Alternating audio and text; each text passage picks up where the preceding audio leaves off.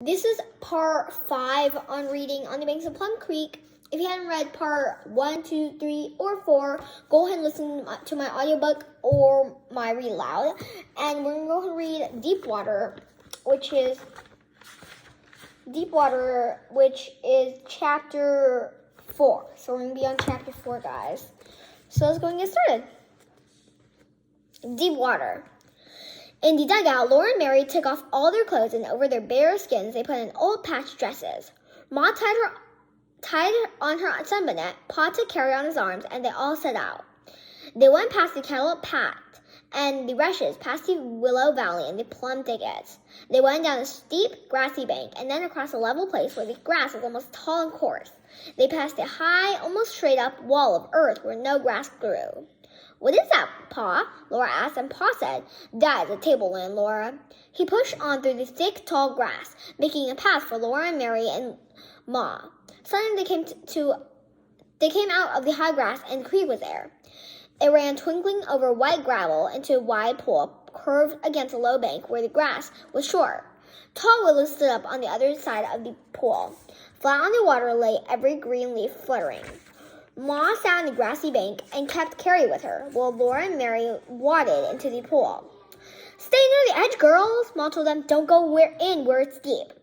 The water came up their skirts and made them float. Then the calico got wet and stuck to their legs.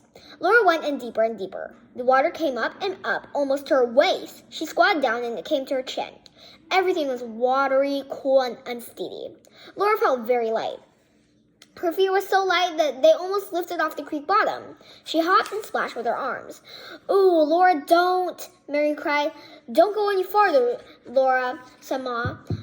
Laura kept on splashing. One big splash lifted both feet. Her feet came up. Her arms did as she pleased. Her head went under the water. She was scared. There was nothing to hold on to, nothing solid anywhere. Then she was standing up, streaming water all over her, but her feet were solid. Nobody had seen that. Mary was tucking up her skirts. Ma was playing with Carrie. Pa was out of sight among the willows. Laura walked as fast as she could in the water. She stepped down deeper and deeper. The water came past her middle up to her arms. Suddenly, deep down in the water, something grabbed her foot. The thing jerked, and then she went down into the deep water. She couldn't breathe. She couldn't see. She grabbed and could not get hold of anything. Water filled her ears and her eyes and her mouth. Then her head came out of the water close to Pa's head. Pa was holding her. "Well, young lady," Pa said, "you went out too far. How did you like it?" Laura could not speak. She had to breathe. "You heard Ma tell you to stay close to the bank," Pa said. "Why didn't you obey her? You deserve the ducking, and I ducked you. Next time, you'll do as you're told." And here's a picture of Pa holding up Laura and ducking her. Pa got mad at her, and nobody watched because they're eating some food, and Mary is tucking up her skirt. So, yeah.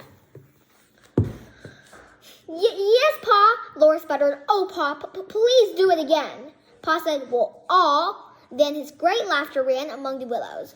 "Why didn't you holler when I ducked you?" he asked Laura. "Weren't you scared?" "I was awful scared," Laura gasped. "But please do it again." Then she asked him, "How did you get down there, Pa?" Pa told her he had swum underwater from the willows, but they could not stay in the deep water. They must go near the bank and play with Mary. All that afternoon, Pa and Laura and Mary played in the water. They waded and they fought water battles. And whenever Laura or Mary went near the deep water, Pa ducked them. Mary was a good girl after one ducking, but Laura was ducked many times. Then it was almost chore time and they had to go home. They went dripping along the path through the tall grass, and they came to the tableland. Laura wanted to climb it. Pa climbed part way up, and Laura and Mary climbed, holding to his hands. The dry dirt slipped and slid. Tangled grass roots hung down from the bulging edge overhead. Then Pa lifted Laura up and set her on the tableland. It really was like a table. That ground rose up high above the tall grasses, and it was soft. It was round and soft and flat on top. The grass was there, short and soft.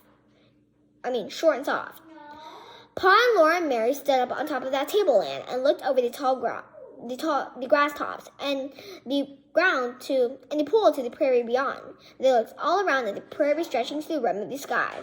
Then they had to slide down again to see the lowland and go on home. That had been a wonderful afternoon. It's been lots of fun, Pa said, but you girls remember what I told you. Don't you ever go near that swimming hole unless I am with you. And that is chapter 4. We're going to go and read chapter 5 either after a few minutes or tomorrow. Chapter 5 is Strange Animal. And yeah, guys, bye.